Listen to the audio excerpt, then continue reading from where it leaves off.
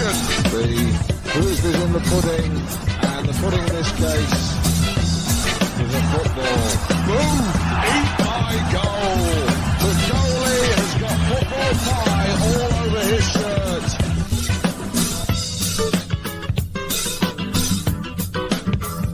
Welcome to this episode of Down the Pool podcast. On this one, we get to review the first Wanderers game of the 2023 season.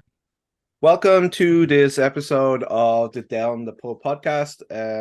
On this show, we are going to look back at the draw against Forge in the weekend, maybe just touch a tiny wee bit on the disaster against Ottawa. And we're also joined by a guest who's, unfortunately for them, is a York United fan. So we're going to have a little chat, just starting off the show on, obviously, the bombshell news of York yesterday. So, Gary, how's it going, pal? How are you? Good. I didn't think we were doing Wanderers Forge. I thought we were doing Newcastle Tottenham in the match review today. I thought we'd start off with Southampton Arsenal and then move on to that one. So. Yeah, fair play. So we are joined by Jason Tsotsos, who is a York United fan and runs or is part of the York United supporters Twitter account. Am I right in saying that, Jason? That's right. The York supporters Twitter and Instagram, which I first made it as York supporters group alliance, which was kind of a tongue-in-cheek at a comment that I think a Forge fan made about having like 18 supporters groups or something. And I'm like, let's get them all aligned and get them all together. And because like over the years, we are actually probably in the double digits, believe it or not, of either original like York ones or just supporters groups that join us. Like last year we saw with Porco's Palmeiras Brazil group that joined. If you kind of look at that there, it's like one way to just unite all the York supporters. And something I did want to post was just the player of the match and player of the month polls, which I enjoy running on there. Yeah, they're pretty fun, and I enjoy always like picking the one that I know will probably piss off the York fans to boost the numbers of the players, probably play the shittest. So I guess like the big thing we need to talk about is the news that came out yesterday, and I think it was a shock for everybody. Like, you know, when you look at obviously the Edmonton situation like last year, and a lot of comparisons were made to York at the time, but with the money that the Baldessara family have and stuff like that, like it just still was a bombshell. So what did you think yourself when you heard the news? It definitely didn't feel good, and it's something that sunk in and kind of maybe felt worse as it went. And then maybe as I read up a little bit more on it, you kind of see, I mean, on social media, you see all sorts of people saying everything, but what you see from both the CPL and the club, which, you know, they're gonna support themselves in their next stage of the club, of course, but seemed a lot more encouraging from that side. It seems that there's apparently a lot of interest in picking up the Toronto market next, and I'm sure that lots of different ideas are being brought to the forefront. The question is, though, is the Toronto team, is their plan to maybe move it elsewhere, even if they're keeping some of the structure in place, and how does that affect things either positively or negatively? The Woodbine thing has been a big part of the narrative in the last season a bit, because having talked to Angus a couple of times on the show, obviously they struggle with York Lions Stadium because it's A, not theirs, and B, it's got 20 other teams that are tenants there, so it doesn't feel like it's a York United Stadium in any way. So do you think that this is kind of that's dead in the water now, or how do you feel about the whole Woodbine situation?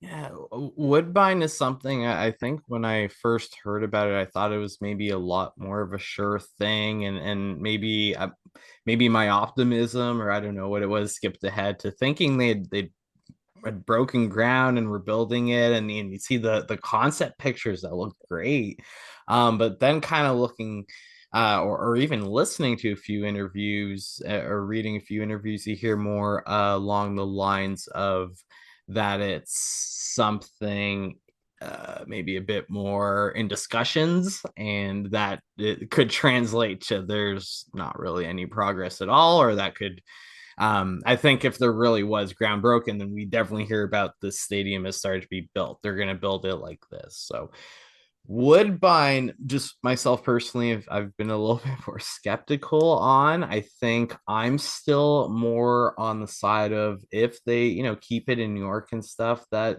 they look towards Vaughan kind of thing, which is to kind of place that compare that is in the York region proper, which makes it just north of Toronto, of where York Line Stadium is, right about on the border, and it actually is properly in Toronto. It's a question of, do they have enough people that take this TTC or the subway that goes all the way downtown? Do enough people take that for them to want it to be on the subway line? Woodbine notably is not on the subway line and really not near transit at all. Or do York have a lot, and I use that term relatively a lot, of commuters that come in, such as myself? I drive in actually over an hour, believe it or not, for every Wow. game, just because it's the closest kind of team. And I was happy when a Canadian Premier League showed up, and there was a team that's pretty close to where my brother lives, who I like to go to games with. So, like Gary, you've always kind of said that the supporters in York are there's probably some of the best in the league, just because of all the stuff they have to go through to Yeah. actually be a York United fan. So, what is your take on the situation? Like looking at it objectively, I guess, because we don't really have that much skin in the game, I think.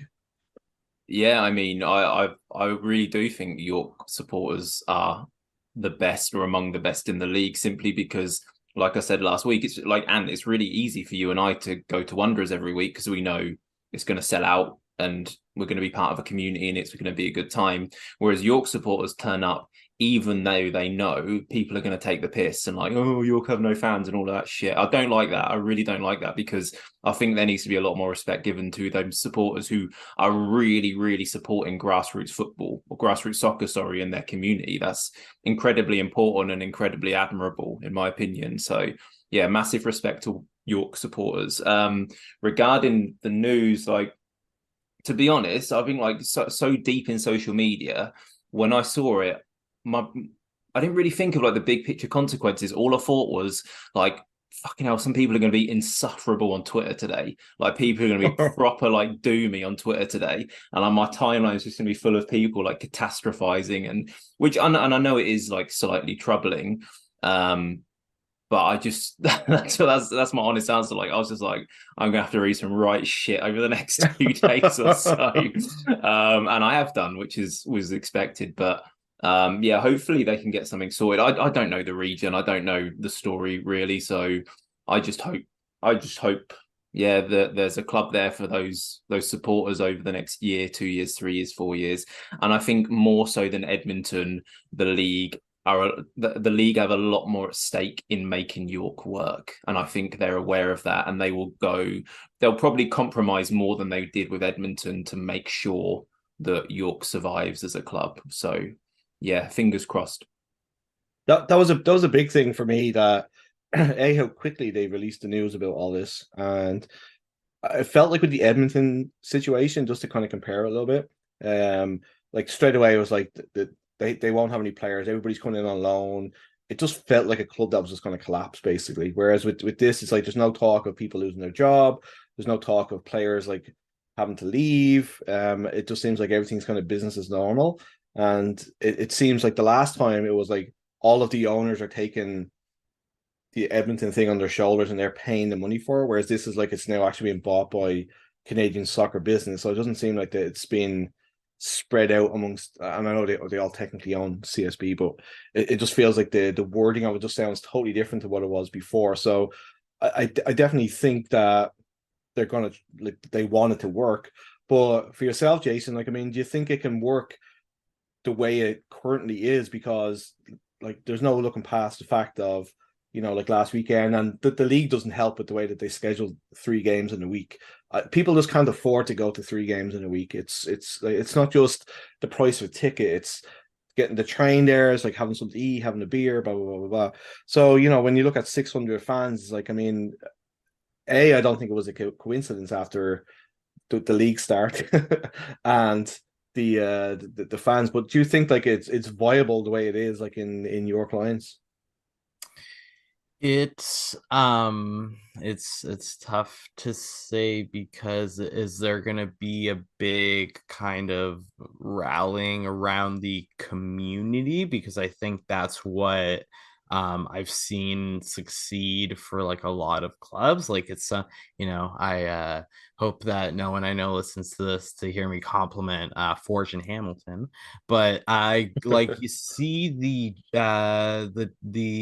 amount that the town is wrapped up in the fact that there's a game there and there's people that know what's going on, and it's somewhere where, looking back on it, maybe I wasn't as happy at the time, but like even a couple hours before game, just wearing the York gear, just being politely like heckled about the fact that it had a rival team. But that kind of was like a respect moment to just the people knowing that that's what's going on.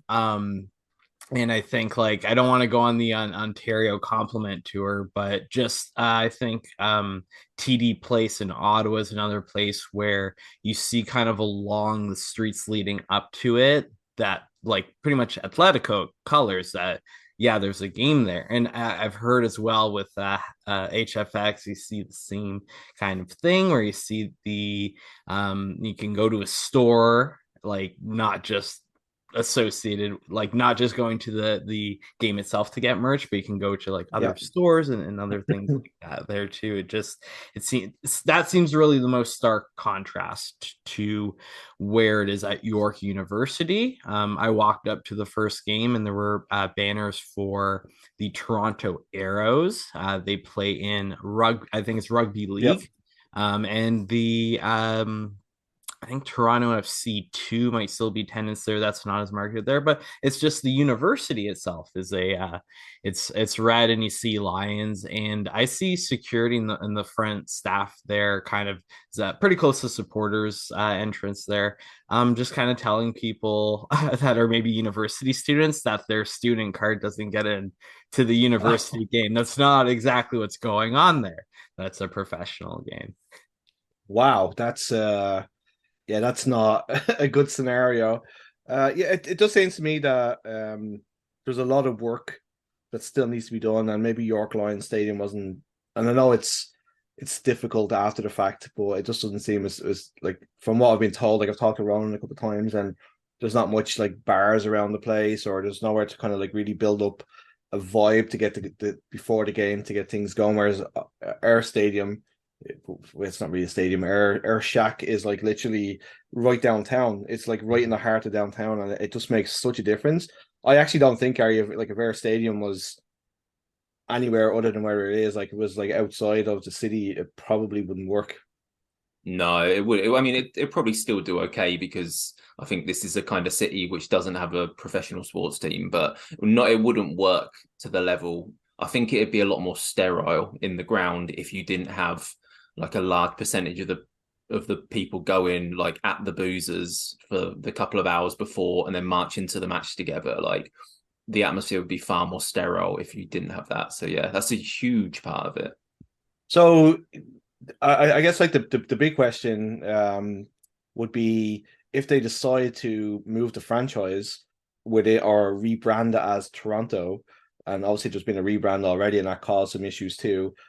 How would the existing fans feel about that? I think there's always going to be devotion to these players and to like the front office staff that we have now, and like if that is linked in that way, it might be a little bit different than if there's a not exactly the same situation. We're not Edmonton by any means, but Edmonton leaving, Vancouver joining, that's always a possibility, kind of, and that's one of the more like negative ones going around, and is like that if there is the opportunity for Saskatchewan or Kelowna or Windsor, whatever, to pop up next year, that then there might be like a pause on our thing. But I think um yeah, our supporters groups, and this is again, I don't really speak on exactly on behalf of the two. I'm kind of in an amalgamation where I live kind of close to both, but I definitely am part of the northern corridor, and I definitely have a lot of really good friends in the center of the universe, which are the main two.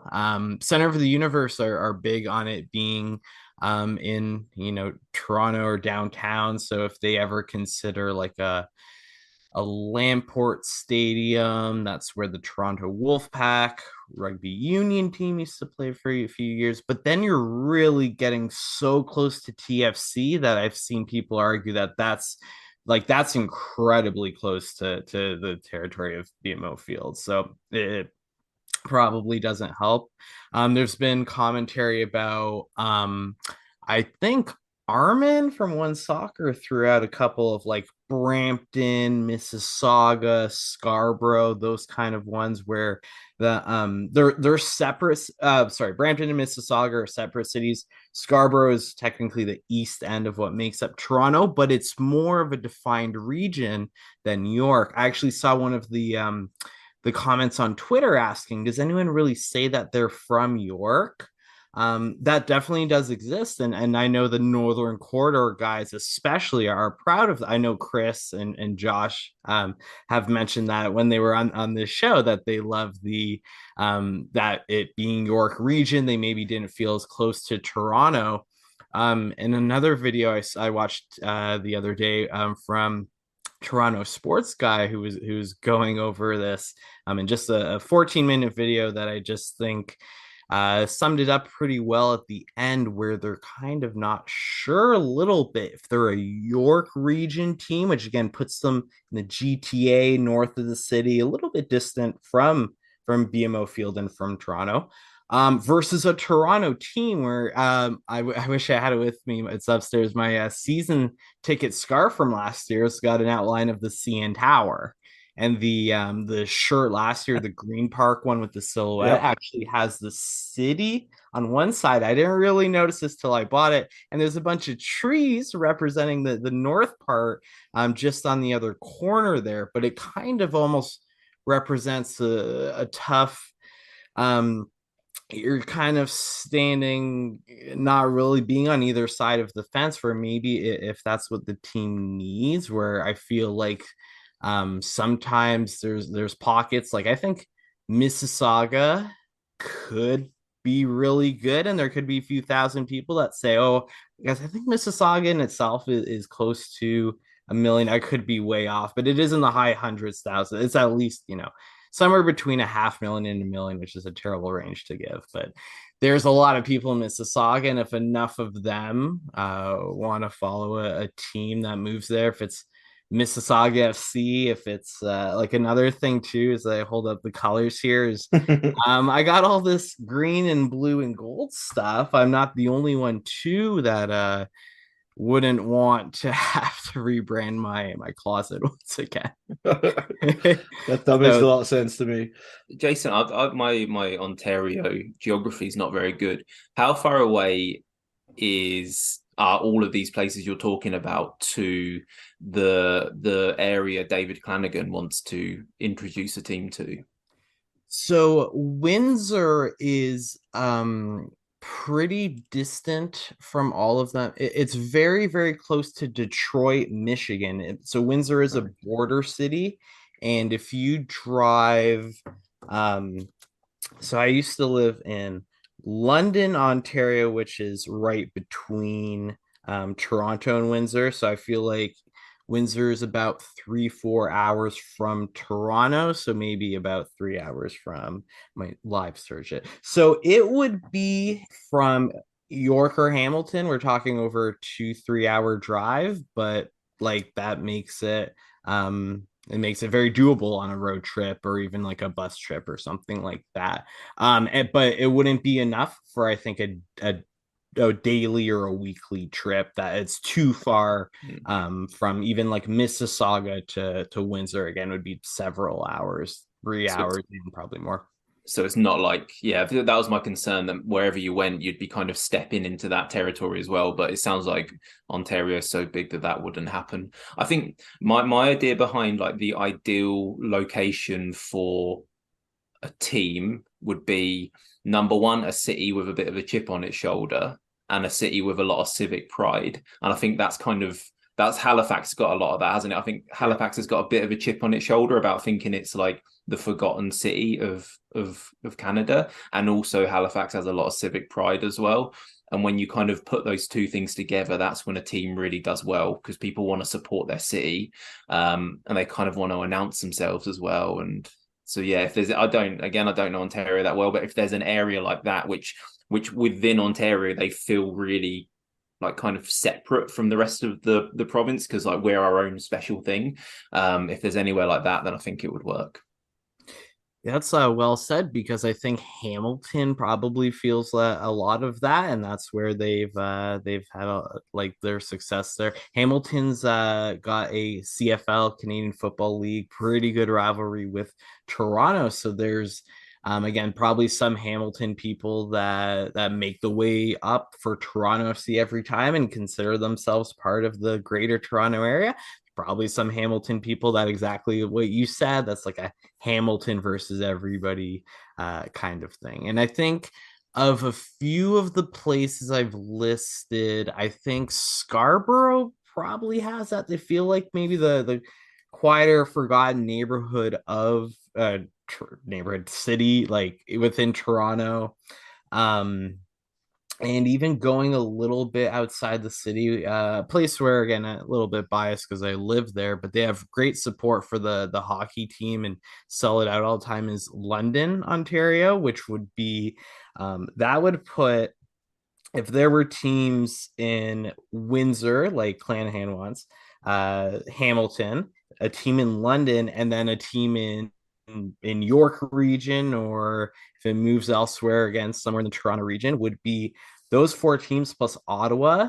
That's extremely Ontario centric, I realize, so hopefully the league has grown to at least 12 teams or more by then. But I think the opportunity to have away days like that is a really nice thing, and I think away fans like bring to every kind of atmosphere. It was just fun to see in the very first BC game with Pacific in Vancouver, our former guy Manny Aparicio just taunting the away Vancouver fans. So that stuff's a lot of fun. But no, great point, Gary. I think York is one where they might not kind of exactly feel like York might have a lot of ties to Toronto. It's easy, it's very easy access to get downtown. You can see those all sorts of sports games, Blue Jays, if you're a baseball fan, all sorts of hockey options, and Toronto FC,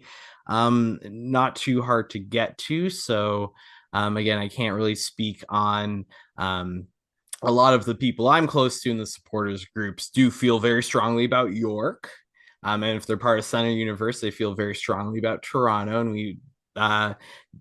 we don't only really want a team, but we kind of have, again, this like name of our supporters groups, Center of the Universe, about us, where it's hard to envision the league just not having a presence at all in the GTA. Not saying it doesn't have to be exactly where we are, but it's just to be able to market. I mean, having to Toronto be the 2026 World Cup city for a few games.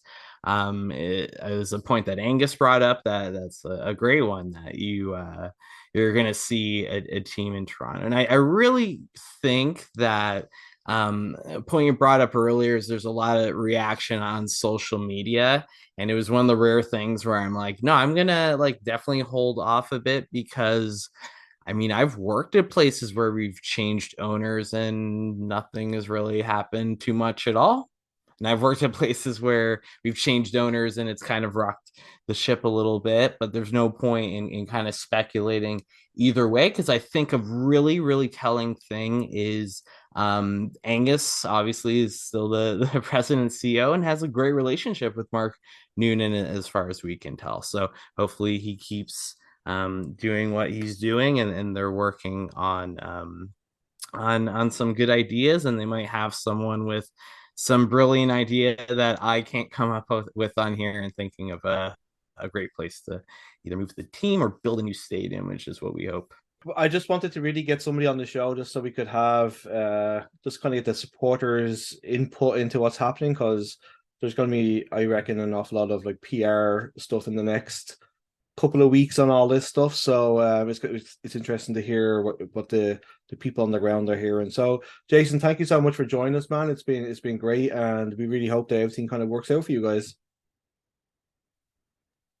Hey, thank you very much. I appreciate being on this show a lot. I appreciate being able to hopefully let everyone take a bit of an exhale, that it's not like we're exactly Edmonton. I don't think we're in like 10 to 20 million dollars of debt kind of thing, and we'll just we'll wait and see, and whatever comes about it. Again, we're going to support the players and still be there. We got a big game coming up against the Vancouver Whitecaps. We're very excited for. So thank you again for having me on the show, Anthony and Gary. That was kind of interesting hearing the fans input on it. Like I definitely, well, I was kind of mentioned there, like just seeing how different it is compared to the Edmonton thing. And I've listened to Angus, and he really just I think he really wants it to work. Well, I just, it seems to me like they're going to have to do something there, because having 600 fans at a game, it's just not viable, and you just wonder like how much the start of the season has kind of affected stuff too. So yeah, I found the timing was quite weird, wasn't it? Yeah, that aspect of it. Yeah, it really felt like it was like two league games sucked, and it was like who's gonna come to the games, and then it was like I bet it was bubbling, and I bet someone like Dwayne Rollins got a hold of it and was gonna like leak it, and they got wind that it was going to be leaked, so they kind of rushed out a statement. I assume that's what happened, because otherwise the timing just doesn't really fit, does it? Yeah, and like there's been no inkling of it at all. So yeah, we kind of mentioned before that the league does need a team in Toronto to work if they're gonna. I think it just smacks of defeat if they move it. So best of luck to them. So we're obviously going to move on to our amazing games. We were going to do a kind of double header, but it just seems so long ago since the defeat to Ottawa in the Canadian Championship, and we kind of mentioned, and I kind of felt this way after the game. I actually didn't give a shit that we lost that game, to be perfectly honest. It was like they just crammed so much in. I think some stage they're going to have to stand up a little bit to the MLS teams, because like having a season where you've got 3 games in the space of we kind of have 3 games in the space of a week. It's like at starting off a season, you're just going to end up with injuries. Like I don't understand why they didn't say we're not doing this, and then it ends up the situation where Halifax or Ottawa lost a ton of money because they couldn't host the game themselves. So it doesn't make any sense, does it?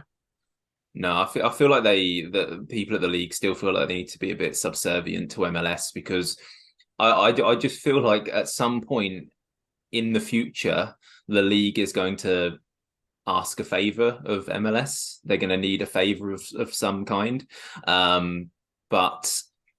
And I think they've kind of got that in their back pocket. So they'll kind of, if MLS asks them to do something, they'll probably go, yeah, go on then. Yeah, that's fine. Knowing that one day they're going to cash that in and they're keeping the receipts. Yeah, I hope so. But I just, and I know that Angus was, he kind of mentioned on the podcast earlier on that, like York kind of got, I wouldn't say stuck with this game, but they got kind of lumbered with. They did get lumbered with it. They got lumbered with the Halifax game that, you know, they couldn't actually do a build up to their own game because they couldn't put music on, because when the Halifax game finished and they were doing like depressors and all that kind of stuff afterwards, they couldn't put music on or try and get people vibed up for it. So it just didn't make any sense. And like, just to quickly run over the game, I thought we played incredibly well for 35, 40 minutes. They even said in commentary a bunch of times how in control we looked, and as soon as we conceded the first goal, we just kind of tipped over the edge a little bit, didn't we? Yeah, I thought we were fantastic, actually. I remember just before they scored, I was messaging Shep saying, because I think he was doing training or something, saying like, mate, we look really good. We look incredible. We look fantastic. And then as soon as he started watching, Ottawa scored and we didn't touch the ball again until like, the thing that was interesting about that game is because like you knew at some point in the season that sort of game would happen, where we, who are now a team who wants to control games and have all of the ball, we're going to come up against Ottawa, who are absolutely outstanding and not having the ball. Like, they do so much good stuff off the ball. And it was just like, all right, what do we do when we're trailing and we're facing a low block? Because I actually think like the game against Forge suits us a lot better, because they try and play, we try and play brilliant, have a bit of a ding dong, like see who's got the best attack. Whereas with Ottawa, they're just going to sit 8 men behind the ball, kind of leave maybe an attacking midfielder and a striker up the pitch, probably 2 strikers, and just say, all right, then just play around us. And what you've got to do in that situation is, like, kind of rule of thumb when you're playing against a low block is switch the point of attack really quickly, because you want to like move the defensive line around. And you need players who break the lines by dribbling it as well. So like an Aidan Daniels type. And I don't think we could do that. You could see the intention was there. They tried a lot of switches. They tried to switch it and then switch it back again to move Ottawa about. But Ottawa are just so good at that. And you kind of, it was always going to end 2-2 or 3-1. It was never going to end 2-1. And yeah, they just sucker punches on the break. But like you said, I'm not asked about that competition. Like, maybe if in the next round we had an MLS team, I'd be a bit more bothered. But I would have rather have won against Forge than Ottawa. Obviously, I watched the game and I was just interested more in just the tactical side of it, to see how we would set up. And I think it was a really good test in the way that, like, we're going to have to change the way we do things against certain teams. Ottawa being the main one, I think, because man, they were so fast on the break. Like, you know, like Tsotsos was 31, and Jesus, like, he's got some legs on him. Like how he blasted past poor Rampy. Like, I think Rampy wanted to like just throw himself at him, a rugby tackle or something, because it was just it was just crazy. That Assy as well, or Arcee, I don't know how to say his name. Like, he's a very entertaining. Like, he's shit and brilliant at the same time. Basically, like, he's a perfect mixture of both of them things. Like, he kind of just seems to be stumbling with it, and then the next thing you know, he's 20 yards ahead of his fullback. Because you're right though. He has that kind of weird, like, gangly gait or something, but like the pass into Tsotsos was spot on. It was perfect. Exactly. So, yeah, he's got that as well. But yeah, very. So let's leave that nonsense behind and move on to the main focus, which was on Saturday. And I don't really want to kind of get into like a blow by blow account of what happened in the game, as in, like, in the 5th minute there was a shot by Jensen that hit the crossbar. There was blah, blah, blah. I kind of wanted to talk a little bit. Obviously, this was Rampy's 100th game, and congratulations to him. Club legend. Can't say enough nice things about the guy. He's fantastic. But he's kind of, he felt, to me, it felt like he was back playing where he does his best work. I think just like Ottawa, he was kind of playing a little bit more advanced, and I just think he just wasn't able to get into the game. But him and Caligari, like, were kind of almost sitting in like as like 2 central defensive midfielders. He's just so much better, like, there. Like, so how, like, do you think that he's going to have to adapt his game more to be, like, to fit into the system, or do you think that we can't afford to leave him out, so we're going to have to play him in a more kind of natural position? How do you think, like, how would you deal with the problem that is Rampy, I guess? I think there's a few things going on here. I think, firstly, as fans, we need to recalibrate how we view Andre Rampersad and what he does in games now, because we've spent the last 2 years with him as like the absolute technical reference point of our team, and everything goes through him. He sits there on his own as a 6 on an island. Everyone passes to him because he's the best player. He'll jink and he'll turn his way out of trouble. And like he jumps off of the screen at you. He's all you can see sometimes when you watch Wanderers. And that's what we've got used to. So we consider a good Andre Rampersad performance to be seeing him do his like superhero stuff. Whereas now Patrice has come in and gone, right, we've signed Lorenzo Caligari, who is a former PSG academy player, has played for the PSG first team in preseason friendlies. Like, he's absolutely fine on his own as a 6. So Rampy, we've got something else for you to do, knowing Rampy wants to do something a bit more attacking as well. So that's the first part of the conversation, like recalibrating how we see him. The second part of it is kind of understanding if Rampy now is one of our 2/8/2/10s, again, I use those interchangeably, those two terms. If he's one of the 2/8s, we've got to kind of understand what an 8 or a 10 does in our team. And I think like, and you and I are from eras where your 10s are get on the ball, play a nice little through ball, like play between the lines, link up play with the strikers. But I think, as Jordan told us when we spoke to him, like a 10 for a modern team and a 10 for a Patrice team, the intention is to do far, far more off the ball than on the ball, because their job is basically to firstly press the opposition defenders, and then they do a lot of off the ball work to create space for the wide forwards. So you watch our 2/10s during the game, they'll both peel really wide and the wide forwards will pinch in and like go diagonally into those inside spaces. So we're so used to seeing Rampy kind of game in front of him, playing his passes. But now what he's doing is, so much of what he's doing is creating space for people around him to expose, which he has done really, really well. But we don't really notice that because we're so focused on the ball stuff, which I agree hasn't been brilliant, because he's kind of, as much as we're recalibrating how we see him, he's recalibrating how his mind works. Like he's gone from all he really needs to see is what's in front of him, to suddenly is getting the ball in a pocket with his back to goal. He's trying to do wall passes. He's trying to do all this little jinky stuff. So I think give it time. Like, it's been 2 games. Technically, he's easily good enough to do that. It's just a case of getting used to what the new role is and playing his way into it. But I agree, he looked good versus Forge because he was doing stuff we were familiar with again. And we were like, oh, there's Rampy. We've got Rampy back, because he was playing more as a 6 rather than an 8 in that game.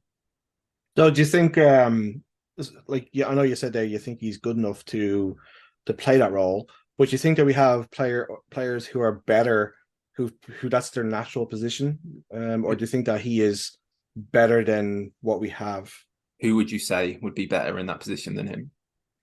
You know, like technique wise, like I think Daniels would be, because he's used to that position. But then on the flip side, he obviously he doesn't have the work rate. And I think Daniels is already playing in that on the left side of the pitch. He's like the left 10.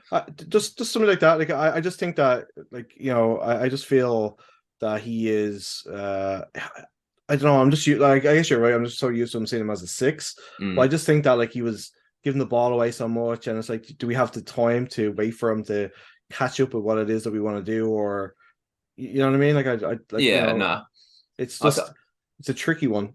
Yeah, no, I do see what you mean. And again, I think it jumps out more because it is him and we're so unused to seeing him ever give it away. But I think 50% of his game was brilliant. His off the ball stuff was fantastic.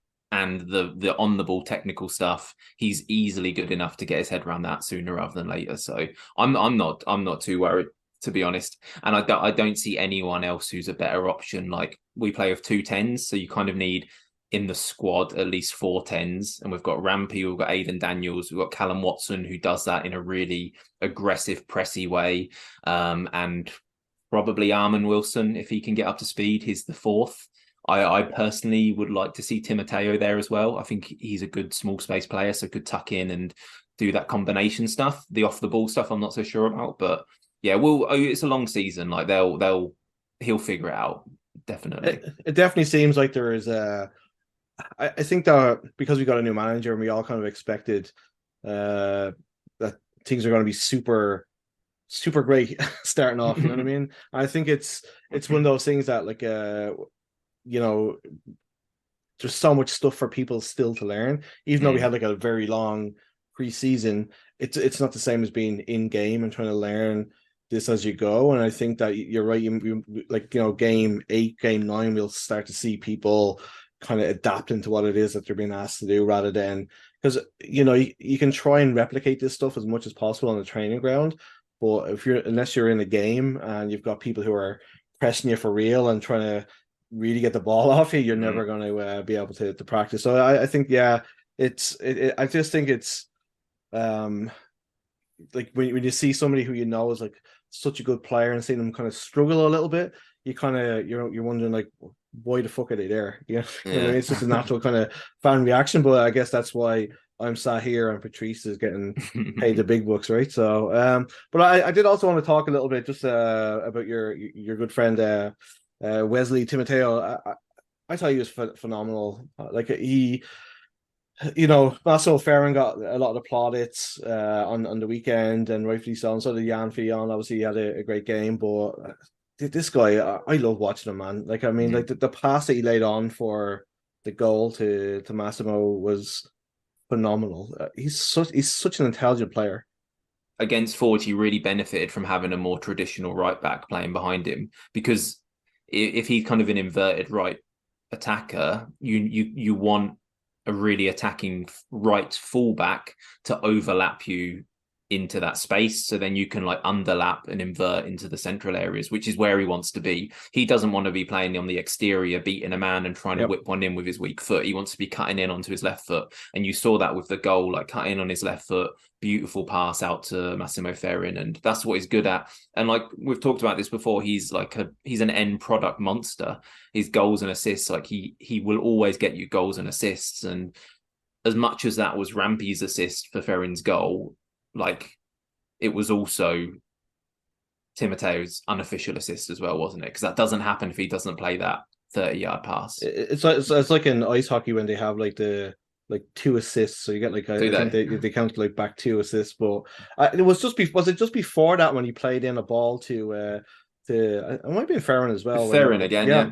The 1-on-1. It was a peach of a ball. Like it just flat-footed them. They weren't expecting it. And I honestly don't think you expect that kind of technical player in the CPL. It was just, I love players like that, man. I could sit and watch him all day. And I think that, there was so many like little pieces like that to his game that it doesn't really get noticed sometimes, but I actually can't wait to watch him like live, so you can kind of pick up on those like little pieces. I'm really excited. So how are you feeling for Saturday? Excited? Yeah, I can't wait. Can't wait to be back. I bumped into on my lunch break today. I bumped into Michelle, who listens to the pod. Do you know Michelle? Yeah, yeah. And we had a very excited chat about it, like how much we're both buzzing about being back there, and weather looks good. I'm in Moncton the night before, so I've got to get back Saturday morning. So normally my tradition, the night before our first home game, I'll get a nice bottle of whiskey in and just like have a little glass of that before bed, like watch some highlights from old seasons. But I'm going to a show in Moncton, so I won't be able to do that this time. But yeah, can't wait to get back to the city, get a couple of beers in me and get along. Just we have to, I know you're not a big member of the goalkeeper union, but I just wanted to kind of touch a little bit on Yann and his performance. Like I thought you were going to say Yann and my sighting of him in Walmart. I was going to bring that up in a second, but yeah, like he got like the Gatorade performance of the match, and then like Massimo got another. I don't know, maybe man of the match awards they have. I don't know, but he was like he pulled off some amazing saves. But there's a weird like little thing to his game too when he kind of has like a little bit of a rush of blood to the head and kind of gives you like a little bit of an ulcer. But what do you think? What you think of his overall game, like compared to what we had, and do you think that his distribution fits into what Patrice is trying to do? Yeah, I mean, I don't notice him, which is, I've always said like that's the biggest thing for me with goalkeepers. If I want to walk out of there and forget about anything they did, because that means they haven't terrified me at any point. And I think we've had we've had times where we've been terrified in the past. So I'm just happy that I don't feel like that anymore. And the all the saves he made, who would be happy about that? What's the sponsorship that do the save of the match for on one side. the Allstate, isn't it? Also, yeah, if it all saving that, and sometimes they're like proper like scraping the barrel I out. know, yeah. It would just be like the So- goalkeeper getting throwing back to him and like picking it up. Save of the match. It was like somebody headed a back pass. Yeah. Yeah, I got it. And they like try and like, do like a zoom in angle on it to like give it a bit of oomph. But so they were like, all right, we're going to be dining out on this performance for the next 3 months. The one that, like, because I kind of messaged him about it when I think it was Metusla had the shot and it kind of dipped in front of him, so he kind of lost it like a little bit, and then Jordan Hamilton came in and he saved it with his hand/face. It was like, that was just, like, to me that's like a goalkeeper all over, because if that was Bravery, me, yeah. I'm not sticking my head down there, because you're basically going to get a boot in the face. So Yeah. but he had like a little bit of walkabout in that first half, if you remember. He kind of like wandered outside his box to kind of get a ball, and then they kind of broke away a little bit, and I got the little I was like, Jesus Christ. But so what did you make of his appearance at Walmart? Did you see what was in his basket? I did see what was in his basket, and I'm sure he'd rather I don't say, to be honest. Jesus Christ. No, I didn't. To be honest, I wasn't sure if it was him. I was just picking up some groceries last night. I was like, I saw a person in the distance, and I just thought, like, he's a big fucker. Who's he? And he turned around, and the beard was there, and I was like, is that the goalie? So I like got my phone out and I googled him, because I'd never seen him like face to face. I was like, yeah, that is him. That is him. Oh my God. He was just wandering. He was just wandering around the store, just living his life. How fucking weird would it be? Like, you look at the phone, he's over your shoulder, and he sees you like googling him, breathing in my ear. Big tall man with beards. That's what I said to you. I was like, I think it's him, but he does look quite generic Canadian. He like the buzz cut and the stylish beard. Yeah. If you said to somebody, draw me a Canadian, it will be basically him. He is the most Canadian person of all time. They're a very, very, very handsome man as well. I'll give him that. I'm sure he'd be delighted to know that, Gary. I'd hope so. I'd hope so. Yeah. We should... I'll snip that little bit and I'll send it to him, just so he knows. He knows to keep an eye out for you on Saturday. We should all be lifting each other up. So I'm lifting him up. Yep. He's a handsome man. I love it. So just moving along from your creepy obsession with our goalkeeper. So Massimo Ferrin, he was obviously like the MVP in League One Ontario last year. Everybody was kind of like a little bit worried whether he was going to make the leap over into the CPL because of the jump in class and whatever. What a player. Very good, yeah. As advertised, like, he was one of those. I think that he would have been in the league earlier, but stuff, yeah. He should have been in the league earlier, I think, but COVID and all of that, and it just disrupted everything. But he's been good enough to play in the league for the past 3 years, I'd say, and I think a lot of teams in the league know it as well, because we weren't the only club in for him this off season. He was highly sought after, so. Yeah, you don't even notice that he's come from League One Ontario. It's just you look at him and go, he is easily CPL quality. Like, no danger about that at all. He'll, like, the way we play, the wide forwards are likely to score more goals than the striker, and I think he'll probably end up being our top scorer because of that. He just knows where to be in the box. He knows where the ball's going to land. He knows what run to make. And he should have had 2 against Forge, but good goalkeeping. That the goal, like, I mean, it was just so well taken, wasn't it? There was no panic. It's just like, that's how you know when a player is going to score goals. It was just so natural, just basically just passed it into the corner. And Tristan Henry's like not a bad goalkeeper apart from the ridiculous dive. Did you see that bit in the game? No, I can't remember it, but he has a bit of a wobble sometimes, doesn't he? So it was like a corner or something, and I think Kale Lockery went up for. No, it was Dan Nimick, I think it was, and he was like walking away from whatever, and he walked behind the goalkeeper and barely brushed off him, and he did this ridiculous dive and got him booked. And I was just is that the proper Irish way of saying his surname, Lockery? Is that right? Well, I mean, he's probably, I don't know, that's the way I would say it. Yeah, 'Cause, well, like, you're Irish, so you know. yeah, but he could be like a it could be Scottish and it'd be like a weird like Oh yeah, it does. Yeah, it does sound a bit you Scottish, know, actually, like it's doesn't like it? Yeah. you have to cough up a chunk of phlegm every time you say it. I'm watching So Shetland at the yeah, moment, and there's a lot of that in that show. Brilliant show. But yeah. like just going back to towards the end of the game, it was like the last 10-15 minutes we were struggling. We were struggling to get the ball out. Like we couldn't find anybody. So I guess like my first question would be like, do you think the substitutions we made were the right ones? And as well, like this is like I know there's just going to be parts of a game where you don't have the ball and you're going to have to sit back and do whatever. But like it's 2 games now because it just happened in the Ottawa game, the first one. What can we do in those situations? Like because you could just like it just seemed inevitable that Forge were going to score, and then after they scored, there was like this weird weight had been lifted off our shoulder, and then we turned it around and like we're attacking them. Like so, what do you think is causing this? Do you think it's like it's directed that way that we're supposed to sit back and just wait, like, and just hope that we get nick the win, or is it just like a mental thing that like what do you think it is? It's just game state. Like any league, any level of football you watch in the world, when on paper the better team is 1 goal down, that exact scenario happens. Like it happened like any team Man City is playing, any team Arsenal playing at the minute. Like no matter what you do, game state will suffocate you and make sure that happens. Like I've never seen like.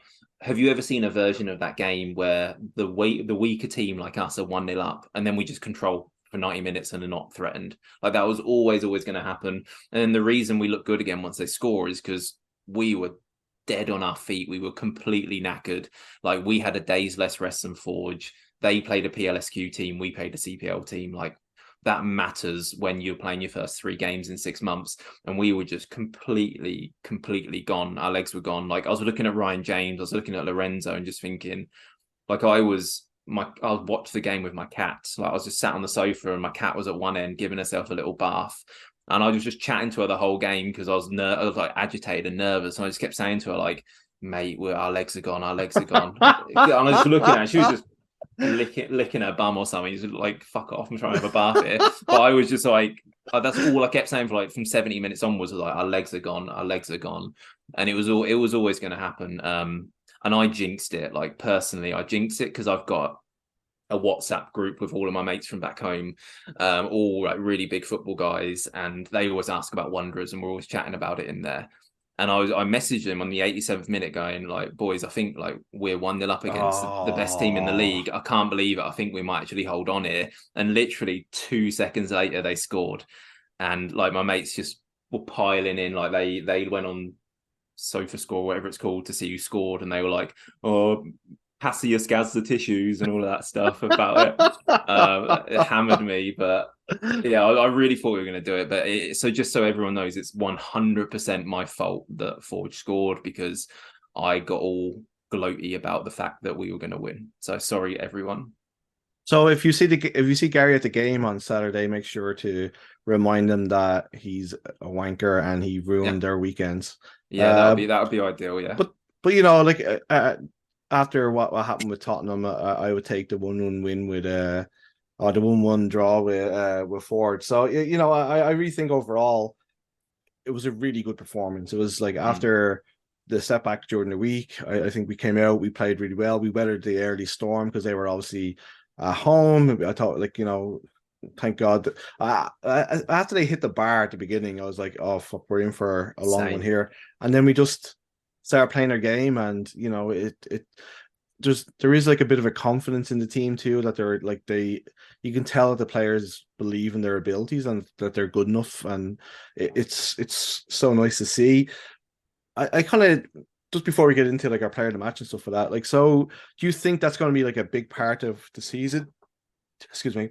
That our strikers probably aren't going to score an awful lot of, because I mean I feel bad for Kosi because like he got 0 service basically. I mean like he had a couple of like, I wouldn't even call them half chances. Like it's kind of an odd one, isn't it? Yeah, I mean, right. So bit of the reason I not find it easy, but the reason I quite enjoy analysing Wanderers is because basically we play the same way as Arsenal do. So I'm watching the same sort of football week in, week out. Like, not exactly the same, but really, really similar in terms of the box and the three a lot of attackers. draws, A lot of draws, yeah. And with Arsenal, our wide players score most of our goals. Martinelli and Saka score most of our goals. Jesus kind of contributes, but he's more of an auxiliary player. And I think we're going to be like that as well. I think our wide players will be the scorers. The 9 will like drop in to link. And when he does that, the wide forwards will like pinch in and be our biggest goal threat. So yeah, Kosi, you'd be happy 6 goals, 7 goals, whereas you'd want Ferrin to get like 10, 11 and ditto whoever's playing on the other side as well. Or whatever. He definitely looks like he's gonna get that many, to be perfectly honest. Yeah. He's such a good player. And who scored our 3 goals? Our right winger scored in the first game. Our left winger scored in the second and third game. So yeah. So if you're a gambling person, put money on Massimo Ferrin to be the Golden Boot winner this year. I would say so, yeah. Yeah. So who would you classify as your man of the match? I mean, we haven't talked about. I thought Lorenzo was phenomenal again for the first 75 minutes. Like, yeah. But Timoteo. I thought Timoteo was really, really good. He's mine. How about you? I would agree with you. I thought there was a pass right at the end, and it kind of led to our that little bit of pressure that we had towards the end there. We get the corner and stuff like that. Lorenzo did. It was like a 50-yarder to the right wing. Like, man, he's just he's so yeah. Can't wait to watch him in the flesh. Oh man, it's got and that's the thing. Like when you're watching on TV, it just doesn't do people like that justice. And I'm looking forward to being up a little bit higher, being able to see the pockets and see what you were kind of talking about with the formation and all that kind of stuff. So and that's why you sit up in your perch on the other side, right? So yeah, my ivory tower up there. So you can look down on all the peasants, peons. That's another reason to call Gary a wanker when you say he calls everybody else a peon. So so I'm going to go with Timoteo as well. I mean, he's fantastic. So this weekend is our first home game. We're playing Vancouver. Have you got to watch much of them, and how do you think we'll fare? What I wasn't paying attention to formations or anything, but I've watched him a bit. I like to see how Elliot Simmons is doing, to be honest. So I'll usually watch games he's in just to see how he's getting on. And I thought he looked the best I've ever seen him look in their game against God, who did they beat? York, yeah, in the game against York, I thought he looked really good. Yep. The striker they signed from the Mexican League looks pretty good as well. Caden Chung's a really good fullback. So they're a good team. They're not Edmonton. Like, they're a legitimately good team. And I think we need to think about them as another good CPL team, not this. Yeah, it's a trap, isn't it? So it's not going to be easy. I think they played with wing backs and 3 centre backs, but I can't remember exactly. So yeah, it'll be another look to see us against if they do, because we've not really played against that yet.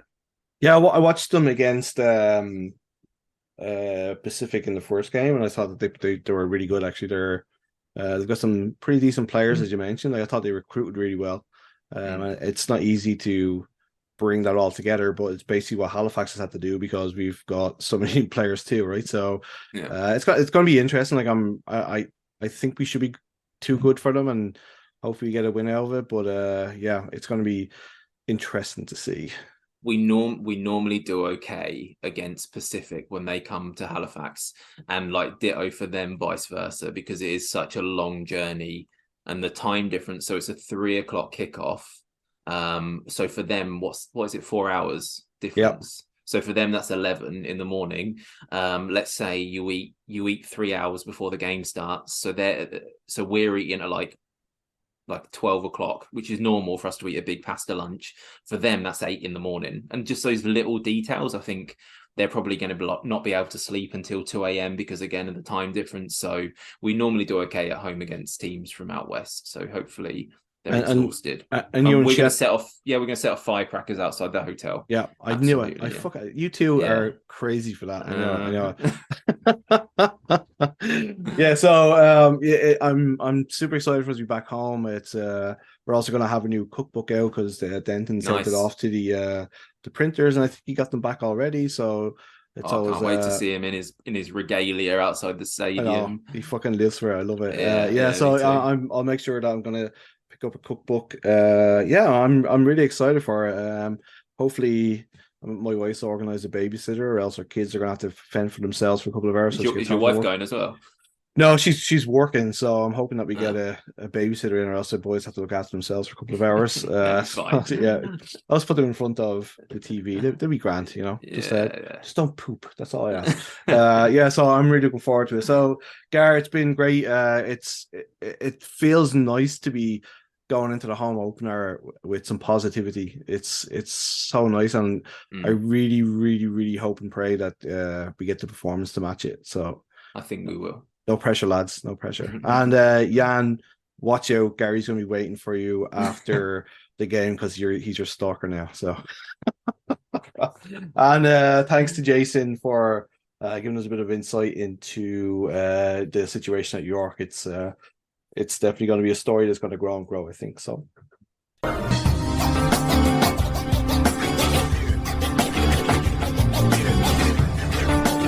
Folks, please. Right foot, please. Time to drink up, folks. Get out. Out your book.